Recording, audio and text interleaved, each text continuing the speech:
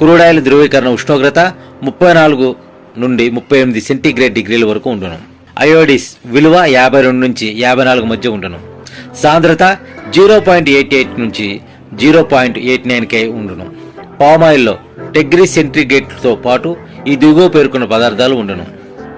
పాస్పడేట్ 0.2, 0.5, కెరోటోనైడ్స్ 500 to 1000 ppm, టైకోఫరమ్స్ 800 ppm, steroids 0.1 to 0.2%, chlorophyll 250 నుంచి 800 ppm వరకు ఉండును.